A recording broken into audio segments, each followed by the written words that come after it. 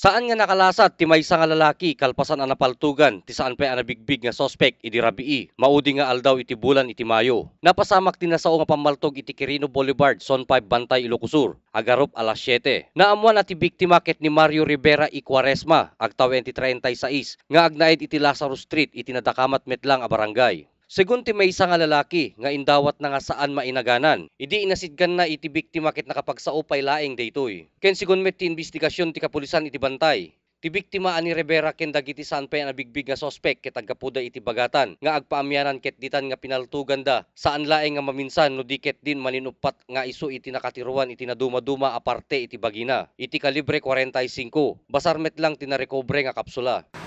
So para yan makipag-coordinate tayo pala nga dagiti pamilya ti victim. Ta barbaring no damaited nga lead no mas makarikan. Amo ngamin Ryan kay ti masapol tayo kay ti agkaron tayo ti lead.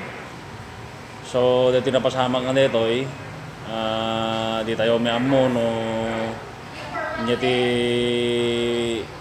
kalkalaban na ni Mario, so nga makipag-coordinate tayo dito pamilya na, kaya dito asawa na.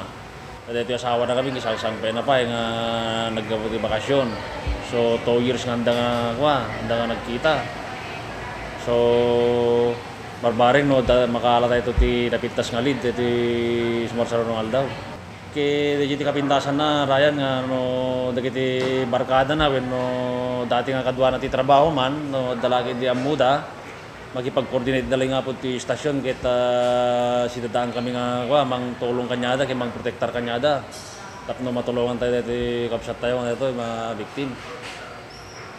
Segun ken ni Joanna, live-in partner ni Rivera, ken dagiti naganak iti biktima. Awan met tinaybagbagan ni Rivera nga nakariri na wenno agbambanta iti biag na. Isu nga dakkel iti kapanunutan kadagiti kakabagyan ken gagayem iti biktima no apay nga napasamak iti pampapatay kanyana.